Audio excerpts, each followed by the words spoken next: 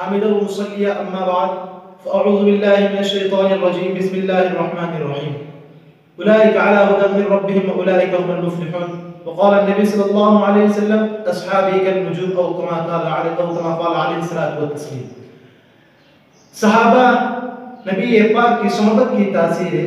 صحابہ نبی پاک کی صحبت کی تاثیر ہے. یعلمہم کی تشریح ہے ویزکیہم کی تفسیر ہے. کلام اللہ کے مثل اعتبار ان کا حق ہے. کلام اللہ کے مثل اعتبار ان کا حق ہے. وہ عادل ہے، وہ زاہد ہے، وہ کلام حق تحریر ہے. اگر صحابہ پر شک ہے تو اپنے ہاتھ میں اے صوفی، اگر صحابہ پر شک ہے تو اپنے ہاتھ میں اے معاذ، دعائیں ہیں، اذانیں ہیں، نہ ہی تکبیر ہے. ناظرین السلام علیکم ورحمۃ اللہ وبرکاتہ. ناظرین آج کا یہ ویڈیو عظمت صحابہ کے عنوان سے موسوم ہے، اور وقت کے یہ تقاضا ہے اور وقت کی یہ ضرورت ہے کہ اس عنوان کو عوام کے سامنے اجاگر کیا جائے، اس لیے کہ صحابہ کے احسانات ہم پر اتنے ہیں جس کو مختصر سے وقت میں بیان کرنا مشکل ہی نہیں بلکہ ناممکن ہے. اور صحابہ وہ شخصیات ہیں کہ جن کا انتخاب خود خدا تعالیٰ نے کیا ہے. اللہ تعالیٰ نے اپنے حبیب محمد صلی اللہ علیہ وسلم کی صحبت و خدمت، اپنے دین کی نصرت و اپنے دین کی نصرت و حمایت اور مذہب اسلام کی اشاعت کے لیے اس پوری جماعت کا انتخاب کیا ہے. اسی لیے اس جماعت کا ہر فرد اپنی ذات میں، اپنی صفات میں، اپنی عادات میں، اپنے معاملات میں، اپنے صوم و صلات میں ایک انجمن ہے. اور اس جماعت کا ہر فرد ایک چمکتا ہوا، دمکتا ہوا، مچلتا ہوا روشن چراغ ہے. ناظرین توجہ رکھنا کہ نبی کے اعلیٰ ہونے کا مقام نمازیں نہیں بلکہ نبوت ہے. اسی طرح صحابی کے اعلیٰ ہونے کی وجہ نمازیں نہیں، روزے نہیں، زکوٰۃ نہیں، حج نہیں، جہاد نہیں، بلکہ خدا کی قسم ان کے اعلیٰ ہونے کی وجہ صرف اور صرف مقام صاحبیت ہے. یعنی حالت ایمان میں جو پیغمبر صلی اللہ علیہ وسلم کی صحبت میں آ گیا، پیغمبر صلی اللہ علیہ وسلم کی صحبت میں آنا ان کا اعلیٰ ہونے کی وجہ ہے. نہ ہی نمازیں وجہ، نہ ہی روزے وجہ، اور نہ ہی زکوٰۃ وجہ، نہ ہی حج وجہ. یہ میں نہیں کہتا بلکہ خود نبی پاک صلی اللہ علیہ وسلم نے فرمایا ہے، لا تسبوا اصحابی، میرے صحابہ کی شان میں نازیبہ کلمات نہ کہنا. لا تسبوا اصحابی آپ ترجمہ کر دیتے ہیں کہ میرے صحابی کو گالی نہ دینا. ارے گالی نہ دینا، عام انسان کو گالی دینا یہ بھی جرم ہے، بلکہ صحابہ کا مقام تو بہت اونچا ہے. سب یہ عربی کا لفظ ہے، اس کے معنی میں اساتے ہیں. اسی لیے تو فرمایا ہے لا تسبوا اصحابی، میرے صحابہ کی شان میں نازیبہ کلمات نہ کہنا. کیوں؟ فإن أحدكم، یہاں پر حضور صلی اللہ علیہ وسلم نے دلیل بھی بیان کر دی ہے. میں علماء کے لیے کہتا ہوں یہاں پر جو یہ فا ہے، فا تعلیلیہ ہے. فإن، اس لیے فإن أحدكم لو أنفق مثل أحد ذهب ما بلغ مده أو نصفه، کہ اگر کوئی احد کے پہاڑ کے برابر سونا خرچ کر ڈالے تو وہ ان کے آدھا کلو جو کہ برابر بھی نہیں پہنچ سکتا. کیوں؟ اس کی کیا وجہ ہے؟ ادھر احد کے پہاڑ کے برابر سونا ہے لیکن وہ ادھر احد کے پہاڑ کے برابر سونا ہے اور ادھر صرف ایک مٹھی جو ہے، لیکن آدھا مٹھی جو کو پیغمبر کی صحبت کا مقام پیغمبر کی صحبت ملی ہے، اس لیے اس کا درجہ بڑھ گیا ہے. اس سے پتہ یہ چلا کہ ان کے اعلیٰ ہونے کی وجہ نمازیں نہیں، روزہ نہیں، بلکہ پیغمبر کی صحبت ہے. اور ناظرین صحابہ وہ ہے کہ جن کا انتخاب خدا تعالیٰ نے کیا ہے. صحابہ وہ ہے کہ جن کی تربیت خود نبی پاک صلی اللہ علیہ وسلم نے کی ہے.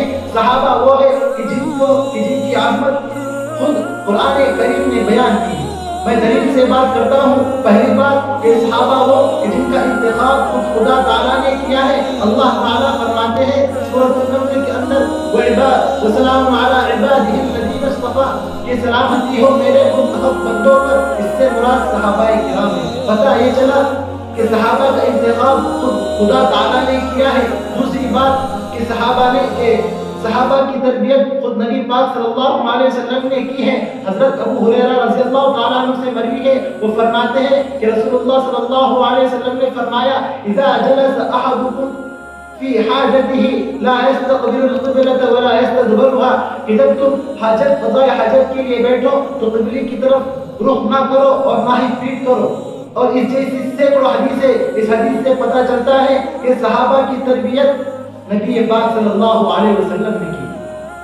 تیسری بات کہ صحابہ کی عظمت قرآن کریم نے بیان کی ہے۔ قرآن شریف نے جگہ بجگہ اپنے انداز میں صحابہ کی عظمت کو ابھارا ہے۔ قرآن کریم کہتا ہے اولئک علی ھدی من ربہم واولئک ھم المفلحون، کہ یہی لوگ ہدایت پر ہیں اور یہی لوگ کامیاب ہیں۔ دوسری جگہ قرآن کریم کہتا ہے ربنا وابعث فیہم رسولا منہم یتلو علیہم ویزکیہم ویعلمہم الکتاب والحکمہ۔ اس آیت میں منہم علیہم یزکیہم ویعلمہم فرمایا ہے، ان تمام پانچوں ہم سے مخاطب صحابہ کرام۔ اور نبی پاک صلی اللہ علیہ وسلم نے فرمایا فمن احبهم فبحبي احبهم ومن ابغضهم فببغضي ابغضهم ومن آذاهم فقد آذاني ومن آذاني فقد آذى الله، کہ جو صحابہ سے محبت رکھتا ہے گویا وہ مجھ سے محبت رکھتا ہے، جو صحابہ سے بغض رکھتا ہے گویا وہ مجھ سے بغض رکھتا ہے، جو صحابہ کو تکلیف پہنچاتا ہے گویا اس نے مجھ کو تکلیف پہنچائی، جس نے مجھ کو تکلیف پہنچائی اس نے اللہ کو تکلیف پہنچائی، اور جس نے اللہ کو تکلیف پہنچائی وہ دنیا و آخرت میں ذلیل و خوار ہونا چاہیے۔ اب جو بھی صحابہ کی طرف انگلی اٹھائے گا گویا اس نے اللہ کے انتخاب پر انگلی اٹھایا، جو بھی صحابہ کو برا بھلا کہے گا گویا اس نے نبی کی تربیت کو برا بھلا کہا، جو بھی صحابہ کی شان میں گستاخی کرے گا گویا اس نے قرآن کریم کا انکار کیا۔ صحابہ وہ ہیں کہ جن کے واسطے سے اللہ کی توحید ہم تک پہنچی، صحابہ وہ ہیں کہ جن کے واسطے سے نبی پاک صلی اللہ علیہ وسلم کی سنتیں ہم تک پہنچی، صحابہ وہ ہیں کہ جن کے واسطے سے قرآن ہم تک پہنچا۔ اب جو بھی ابو بکر، جو بھی صدیق اکبر کی صداقت پر بات کرے گا، جو بھی حضرت عمر کی شان میں گستاخی کرے گا، جو بھی حضرت معاویہ کے تکبر پر انگلی اٹھائے گا گویا اس نے ہماری شریعت سے کھلواڑ کیا۔ صحابہ وہ ہے کہ حضرت بلال تپتی ہوئی ریت پر لیٹ کر صحابی بنتا ہے، حضرت سمیہ دو نختہ ہو کر صحابیہ بنتی ہے، ذوالنورین آگ کا تانا سہ کر صحابی بنتی ہے۔ وہ صحابی جو معیار بھی ہے، جو ہماری جان بھی ہے، ہماری شان بھی ہے، ہم صحابہ پر ہماری جان قربان کرتے ہیں، ہم صحابہ پر ہمارے خواہشات کو نچھاور کرتے ہیں، ہم صحابہ کے تقدس میں کوئی گستاخی برداشت نہیں کریں گے، ہم مذمت کرتے ہیں ان لوگوں کی جو صحابہ کی شان میں گستاخی کرتے ہیں۔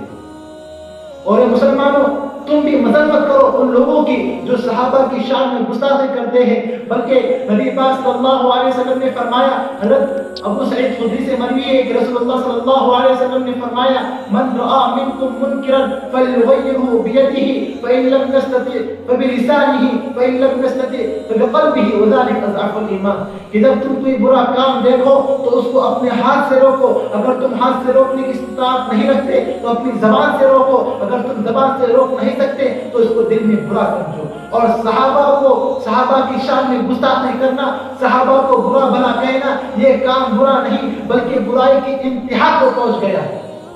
اسی لیے ہمیں چاہیے کہ ہم عوام کے سامنے صحابہ کی عظمتوں کو بیان کریں اور صحابہ کی تاریخ کا مطالعہ کریں، اور ہمیں چاہیے کہ ہم صحابہ کو برا بھلا کہنے سے اور صحابہ کی شان میں گستاخی کرنے سے بچیں۔ اللہ تعالیٰ سے دعا ہے کہ اللہ تعالیٰ ہمیں صحابہ کی محبت ہمارے دل میں بٹھائے۔ وآخر دعوانا الحمدللہ رب العالمین۔